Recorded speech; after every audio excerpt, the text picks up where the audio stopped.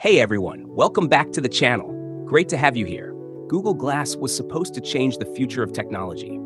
Instead, it became one of Silicon Valley's most famous cautionary tales.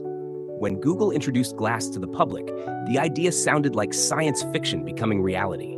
A lightweight computer sitting on your face, displaying information directly in your field of vision, taking photos, recording video, providing directions, and responding to voice commands.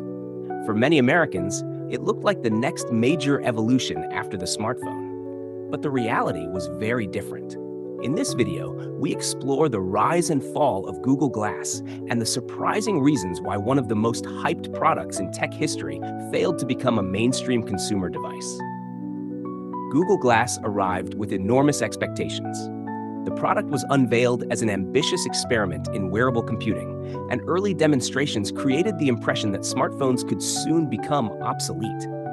Instead of constantly looking down at a phone, users could theoretically access information while keeping their eyes on the world around them. The technology itself was fascinating. Glass featured a tiny display positioned above the user's eye, a camera, microphones, speakers, internet connectivity, and voice-controlled features. It could show navigation directions, notifications, search results, and other information without requiring users to pull out a smartphone. So what went wrong? One of the biggest problems was price. Google Glass originally cost around $1,500 for early users, making it dramatically more expensive than many smartphones. For an experimental product with limited functionality, that price was difficult to justify. Then came the privacy problem. A camera attached to someone's face created a completely different social dynamic. People began asking an uncomfortable question. Are you recording me right now? Restaurants, businesses, and public spaces became potential battlegrounds over privacy. The device became associated with intrusive recording, even when users weren't necessarily filming anyone. Then came the infamous nickname, Glasshole. The controversy demonstrated something Silicon Valley often underestimated. Technology doesn't exist in isolation. A product can be technically impressive and still fail if people don't feel comfortable seeing it or being around it in everyday life. Google Glass also suffered from a fundamental product problem. What was the killer feature? Smartphones had obvious value. They replaced cameras, maps, music players, calculators, wallets, and eventually countless other devices. Google Glass, by comparison, offered interesting features, but struggled to provide something people absolutely needed every day. Battery life, design limitations, the small display, privacy concerns, social acceptance, and the rapid evolution of smartphones all added to the problem. But here's where the Google Glass story gets especially interesting. Was Glass actually a failure, or was it simply too early?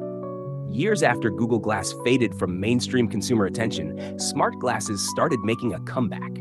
Advances in artificial intelligence, miniaturized processors, cameras, voice assistants, and wearable technology have created a much stronger foundation for the concept. Today's AI-powered glasses can potentially answer questions, recognize objects, translate languages, provide directions, capture photos and videos, and interact with digital assistants, all without requiring users to stare at a screen. That makes the lessons from Google Glass more important than ever. The biggest lesson for Silicon Valley wasn't simply that smart glasses don't work.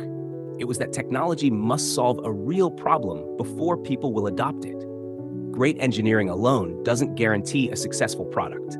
Timing, affordability, design, privacy, cultural acceptance, and usefulness all matter. Google Glass may have failed as a mainstream consumer product, but it helped push the technology industry toward a future where computers could become something we wear rather than something we carry.